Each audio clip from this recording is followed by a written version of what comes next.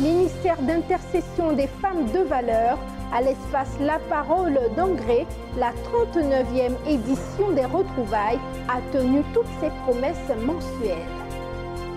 Architecture Goroka Corporation s'installe sur les bords de la lagune Ébrié, les temps forts de l'inauguration dans un instant.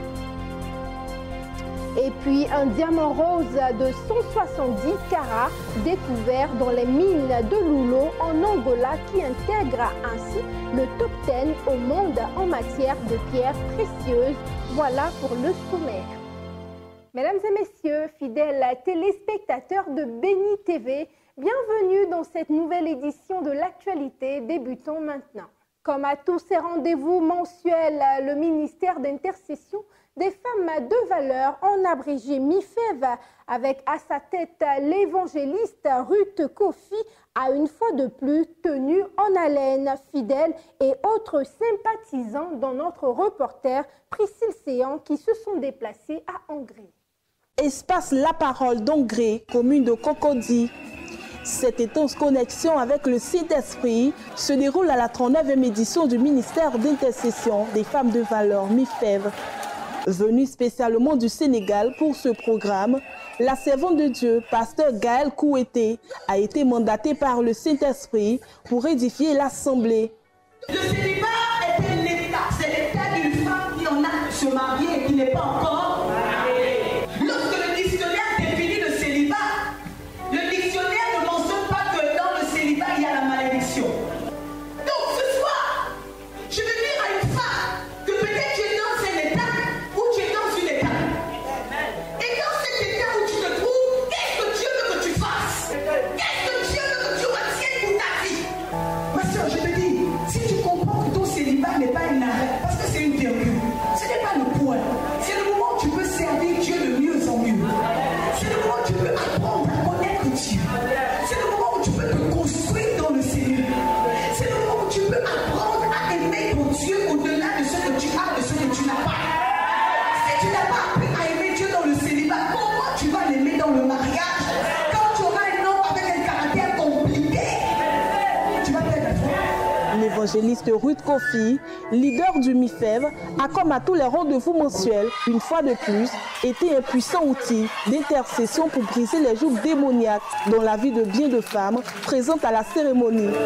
Jérémie 31, verset 29. En ces jours-là, on ne dira plus. Les pères ont mangé les raisins verts. Les pères ont mangé des raisins verts. Et les dents des enfants Et les dents des enfants. en ont été agacés. Les gens ont mangé des raisins. Et puis c'est nous, même pas, qui sont agressés. Amen. Donc des gens ont adoré des feux. Et puis c'est toi aujourd'hui qui vas payer les pains cassés. Donc des gens ont fait des choses mystiques. Et c'est toi qui vas payer les pains cassés. Est-ce que quelqu'un peut se lever et puis je refuse? Au nom de Jésus.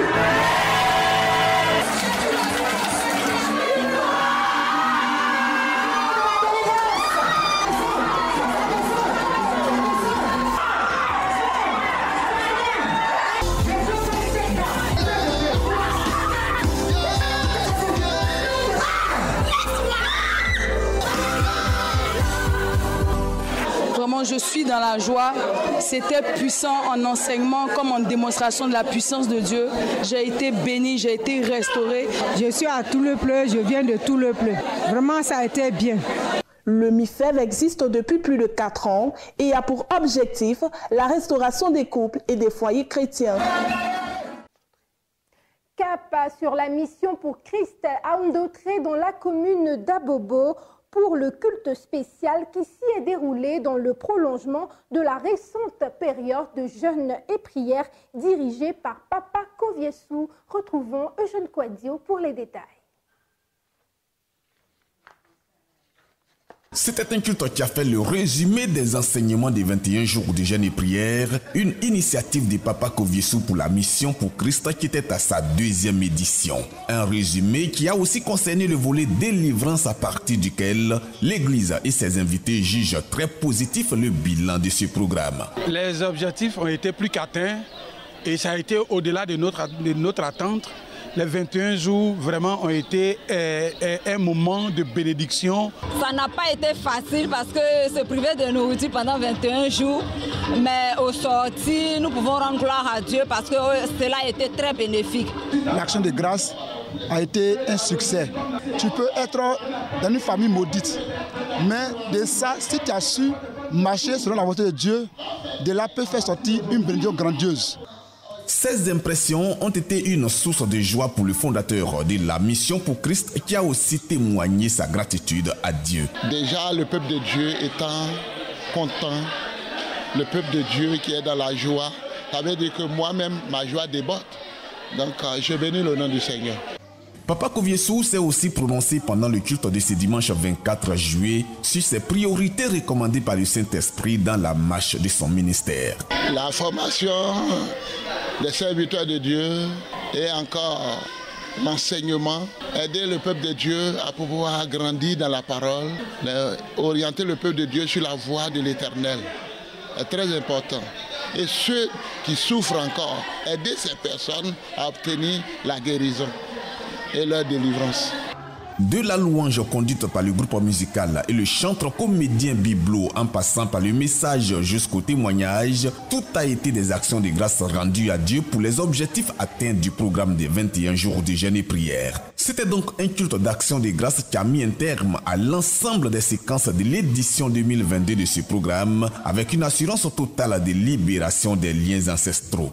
Je dis merci à l'Éternel Dieu pour tous ses bienfaits dans notre vie. Pendant les 21 jours, il était avec nous.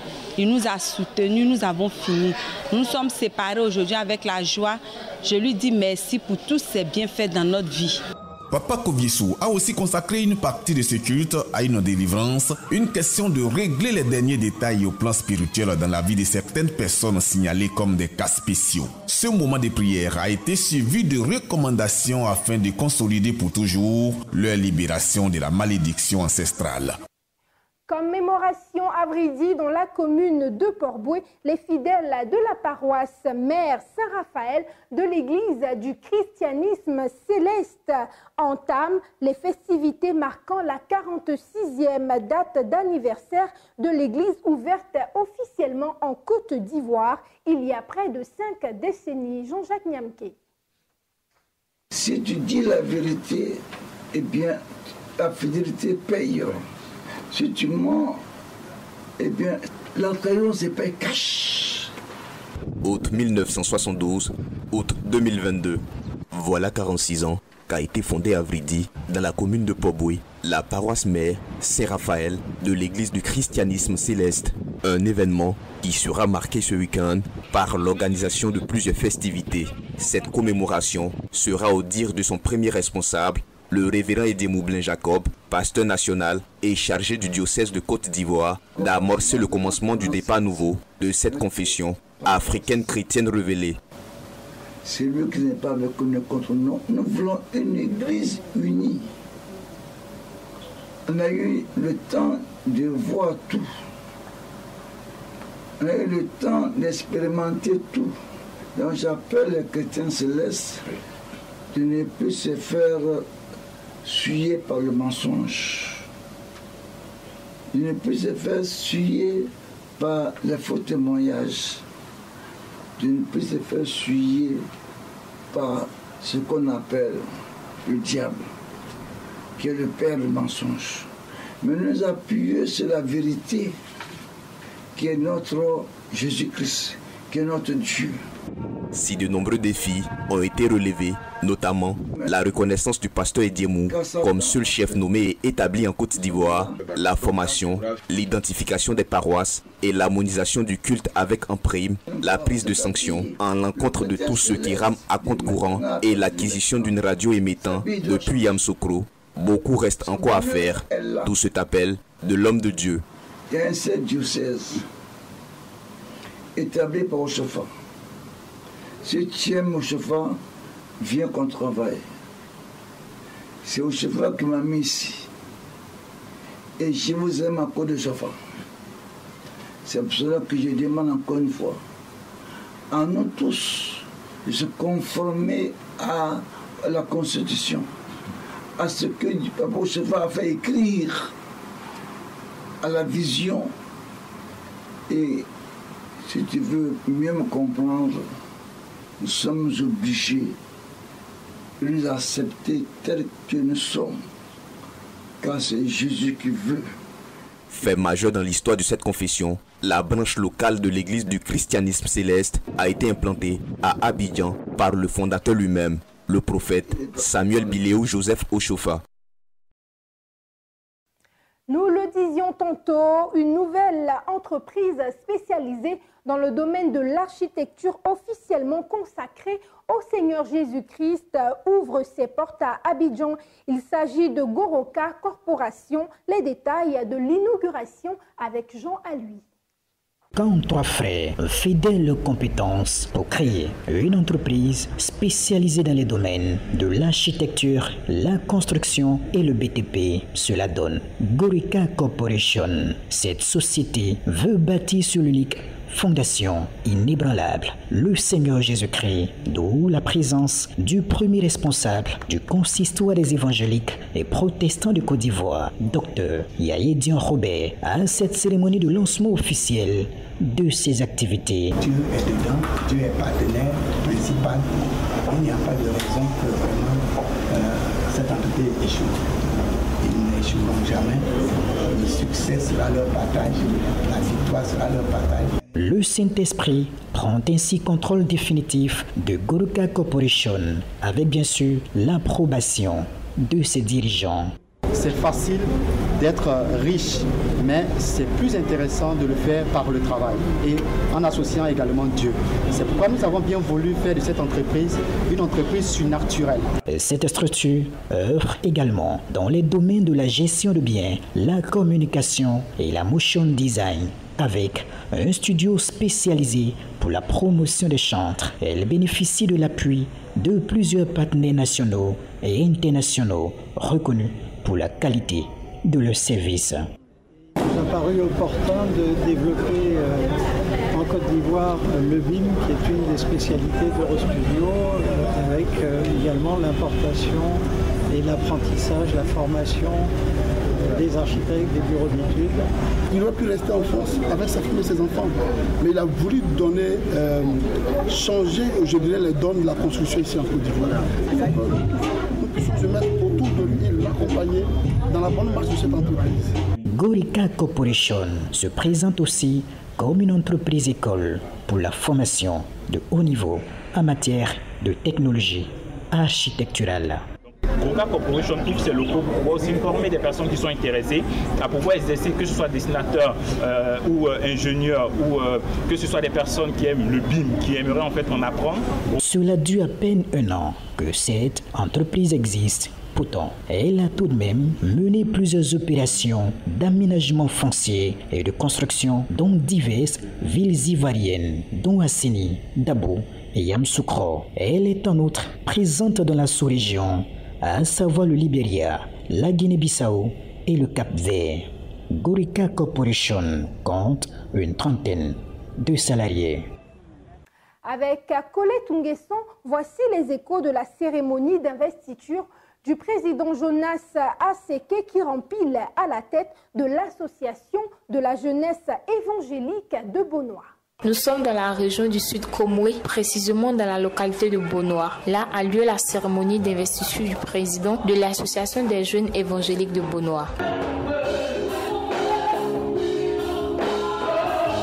Cette cérémonie d'investiture a rassemblé toute la jeunesse évangélique de Bonoa, tous unis autour du prophète Ariel Topa. Président fondateur des églises CAE a profité de cette occasion pour donner des directives à cette jeunesse, la relève de l'église de demain. Quand il y a une bonne compagnie, quand il y a une bonne leadership, on commence à construire des choses excellentes avec ce leader-là.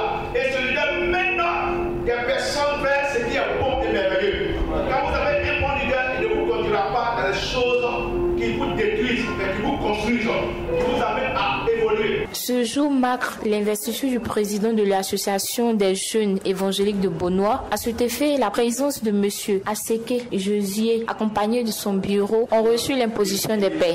Mais, donc, les actes spirituels, de gloire soit sur leur onction.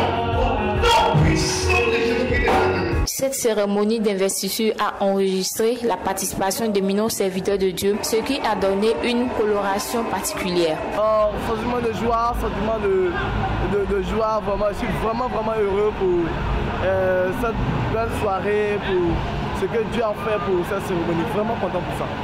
Il faut que le monde qui attend avec un ardent désir la révélation des fils de Dieu, voit en nous la révélation, que nous sommes des révélations. Parce que le monde même sait qu'en nous, il y a de bonnes choses. Le monde sait qu'en nous, il y a des choses merveilleuses. Donc je veux vraiment encourager la jeunesse à travailler pour l'excellence. Je tiens à féliciter vraiment le président Josué pour ce second mandat. Que Dieu lui-même soit avec lui au cours de ce second mandat. Et que toute la gloire et la grâce de Dieu l'accompagne pendant ce second mandat. Je suis très heureux pour cette belle cérémonie qui est l'investiture du président de la jeunesse au continent de Beaunois, des églises évangéliques qu'on appelle de Beaunois. Dieu qui les a appelés à cette responsabilité leur donnera la force. Et comme David a été choisi par Dieu, Samuel lui a dit la même parole. Et David est devenu ce que Dieu avait déjà programmé. Que ce soit les David de leur destinée et de leur génération au nom de Jésus. Amen. L'association des jeunes évangéliques de Beaunois, maintenant dirigée par M. Aseke Josier, qui a pour mission d'amener la jeunesse évangélique de Beaunois à s'intéresser de plus en plus de l'activité de notre Seigneur Jésus-Christ. Direction Guiglo, où le chef de canton d'Eau a été investi en présence de la ministre Anne Ouloto, par ailleurs présidente du conseil régional du Cavali. Les détails d'un week-end chargé avec Tino de Béthanie et Zo Israël. Cette investiture marquait la fin de la visite de Madame le ministre de la fonction publique, Anne Désiré Ouloto, par ailleurs présidente du conseil régional du Cavali. Elle s'était rendue auparavant à la deuxième session ordinaire au titre de l'année 2022, puis à la mosquée de Guiglo et à Zro. Que ce soit la prière des musulmans ou à Zro, pour la remise officielle de l'infrastructure scolaire, le collège moderne de la dite localité, construit sur fond de l'institution régionale, Anne Ouloto, a diminué des actions qui rentrent dans le cadre du bien-être des populations.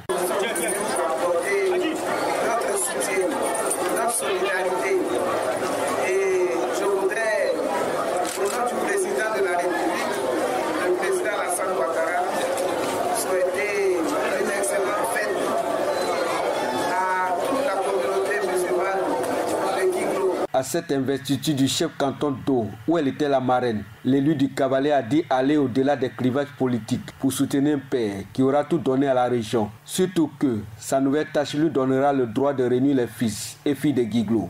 C'est ça le chef. Moi je le sais dans son cœur. Mais ce que je sais, c'est que dans son cœur, son peuple lui tient à cœur. Le développement de son peuple lui tient à cœur. La promotion de ses cadres lui tient à cœur. La paix ici et à Guiglo, ça lui tient à cœur. Une cérémonie riche en couleurs, mais aussi avec des promesses de soutien à leur chef pour l'aider à réussir sa mission en toutes circonstances, rassure les populations du dit canton. Elle avait aussi bénéficié du soutien de tous les chefs et femmes du canton qui n'ont pas manqué d'être reconnaissants à la marraine pour son sens élevé en matière de gestion humaine. Je voudrais vous dire que le canton d'Eau vous est reconnaissant pour vos bienfaits à son égard. Et le canton d'Eau compte aller encore plus loin avec vous pourvu que vous soyez toujours disponible parce que nous le sommes déjà. Précisons que le canton d'Eau rassemble plus de 7 villages avec pour chef-lieu Petit Guiglo. Ils font partie du peuple Oué. Nom Michel est un cadre de la douane à la retraite. Depuis sa retraite, il vit quotidiennement auprès de sa population avec pour ambition le développement et le rapprochement des filles et filles de son canton aux côtés des élus et cadres de sa région. Maintenant que son intronisation est faite, il pourra aisément réaliser son rêve. Il remplace à ce poste le chef Dieto Robert, rappelé à Dieu. Journée d'excellence à l'école nigériane Fontaine Mission International School. Les meilleurs élèves de l'année 2021-2022 ont tous été primés lors d'une cérémonie aux sapeurs-pompiers militaires à Adjamé. Jean-Jacques Niamke nous en donne des détails.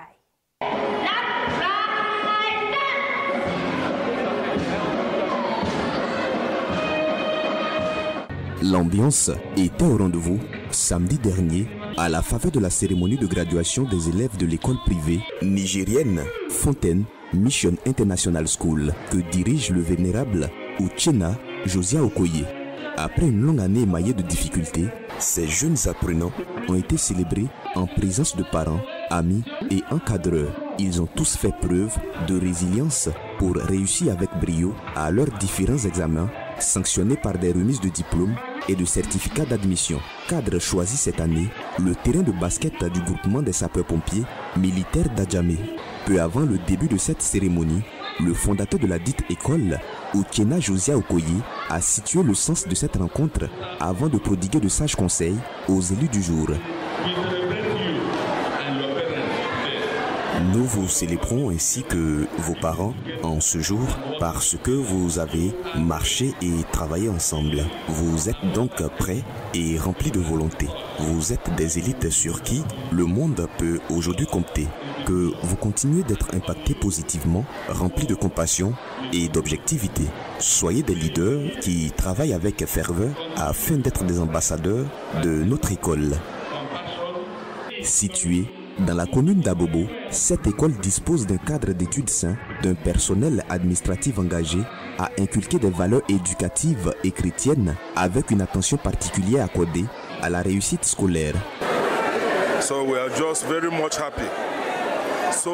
Nous sommes très heureux car le chemin que nous avons entamé ensemble s'est achevé dans la joie. Vu tout le stress que nous avons accumulé, nos enfants ont été gradués aujourd'hui. Nous disons merci à l'école, au fondateur ainsi qu'à son épouse pour tous leurs efforts et tous les tests qu'ils font soumettre à nos enfants pour rester les meilleurs en Côte d'Ivoire. Nous prions toujours le bon Dieu pour qu'il motive les encadreurs afin de continuer à mieux enseigner nos enfants. Vraiment merci pour tous les efforts consentis et merci aux enfants qui ont été obéissants. Fontaine Mission International School offre à ses élèves des opportunités exceptionnelles qui développent leurs connaissances, leurs compétences et leur vie spirituelle grâce à un programme de base rigoureux et un large éventail d'activités parascolaires.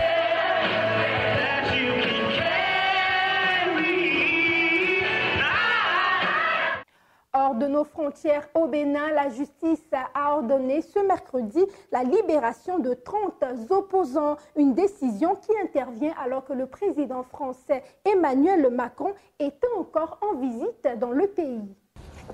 30 opposants politiques arrêtés durant la présidentielle d'avril 2021 au Bénin ont été remis en liberté mercredi. Cette décision de la justice béninoise intervient alors que le président français Emmanuel Macron était en visite dans le pays. Le président béninois Patrice Talon a rejeté le même jour les critiques selon lesquelles son gouvernement détenait des prisonniers politiques. Bénin, il n'y a pas de détenus politiques. Personne n'est détenu au Bénin pour son opinion politique. Mais les gens sont détenus pour avoir agi, pour avoir commis des délits, des crimes dans le champ politique. C'est vrai. Donc il se pourrait que dans les temps à venir, à mon temps ou après moi, que des actes de grâce ou d'amnistie soient pris à l'encontre de ces gens-là. Parmi les personnes libérées figurent des responsables et de jeunes militants du parti d'opposition Les Démocrates. Les 30 opposants ont été placés sous contrôle judiciaire.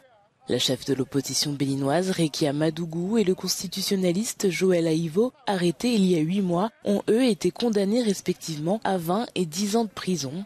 Tous deux jugés par un tribunal spécial chargé du terrorisme et des crimes économiques appelé CRIET. Les critiques disent que ce tribunal créé par le gouvernement de Patrice Talon en 2016 a été utilisé pour réprimer ses opposants.